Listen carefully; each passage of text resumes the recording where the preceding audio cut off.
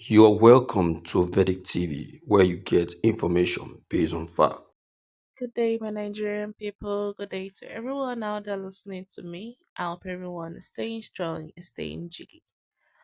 Today's matter horizon says another secret uncovered as IBB exposes how Agoy Ironsi caused tension between Biafran warlord Ojukwu and Gowon. See how one man book what they bring out secrets of 20th century, all the 19 Borogodom problem that they have hidden under the sun is finally coming out now. They're just bringing it out and letting people know how bad it was. Because IBB decided to write one book, his autobiography. And it's good to know that such truths are coming out. It's good for us to actually rewrite our history, you know, to make sure that we are telling the truth about ourselves and how our wars has been or was. But let's get into the contents of the date now. Exactly, Agoyerose caused the problem between Ojukwu and Gowon. Ibrahim Badamasi Babangida, a former military head of state, has revealed that there was significant tension between Yakubu Gowon, who later became Nigeria's head of state, and Emeka Odumego Ojukwu, the leader of the secessionist movement in Biafra. According to Babangida, this friction arose following the sudden emergence of Gowon as the leader of the country after the death of Major General Johnson Agoy Ironsi. Babangida detailed in his memo, A Journey in Service, that Ojukwu strongly opposed Gowon's accession to power. His rejection was based on the argument that Brigadier Babafemi Ogundepe, who was the then who was then the most senior officer in the Nigerian army after Agoye Irosi's assassination, should have been appointed as the head of state. Ojukwu's opposition to Gowon's leadership intensifies the existing national unrest, exhibiting divisions within the country. The former military ruler recounted how Ojukwu took a public stance against Gowon's new leadership by addressing the nation from Enugu in a broadcast. In a statement, Ojukwu firmly stated that he did not recognize Gowon's authority and insisted that according to military hierarchy, Brigadier Ogundipe was the rightful successor. Ojukwu's argument was rooted in the traditional chain of command within the armed forces, which dictated that the highest ranking officer should assume control in the event of a leadership vacuum. However, Ogundipe faced significant challenges in asserting his authority, particularly due to the lack of support from key military figures. The political atmosphere in Nigeria was already fragile following the coup that led to Agoy Irosi's death, and the disagreements between Ojukwu and Gowon only worsened the situation. In response to the growing national tension, Gowon sought to calm the unrest by engaging regional political leaders, referred to as leaders of thought. His goal was to create a platform for dialogue and reconciliation in an effort to find a peaceful path forward for the country.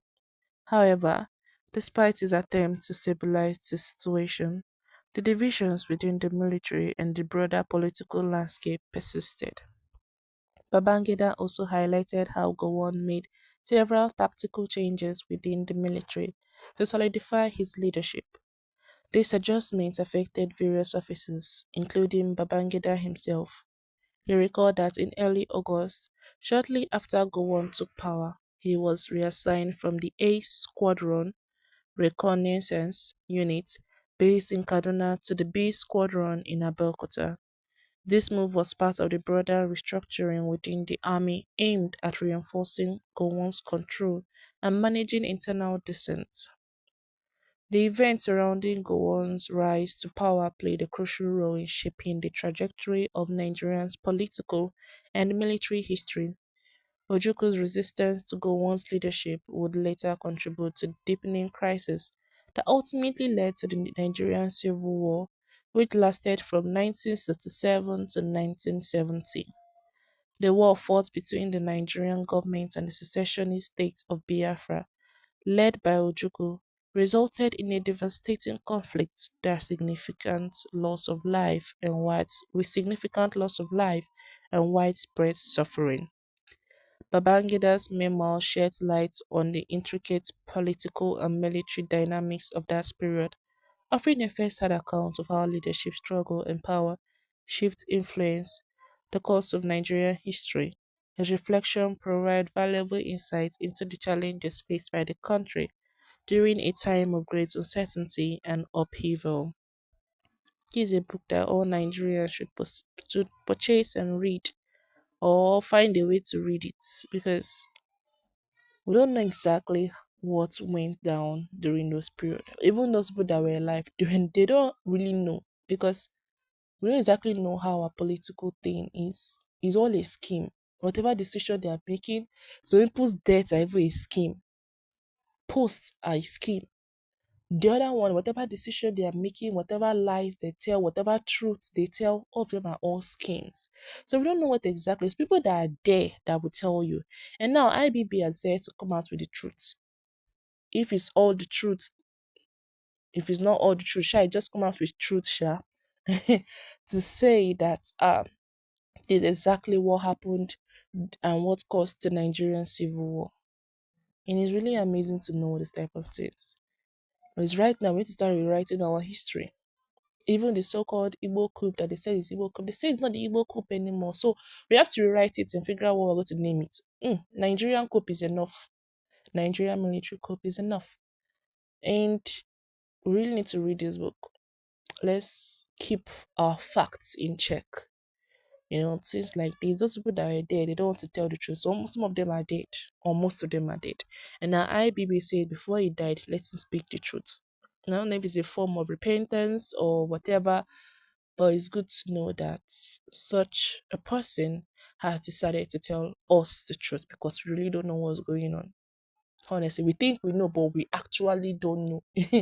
They are really shocking us in whatever way possible. And they tell us what exactly is going on within those whole political reign. It's really going to shock all of us. So please, let's all learn. Politicians, I beg, learn to speak the truth. Make we know what they do for this country. And IBB, thank you for writing this beautiful book. Oh yeah, I hope to read it. I really do hope to read it. But for now, we've come to the end of today's content. Do not forget to subscribe and stay tuned to our channel. Thank you.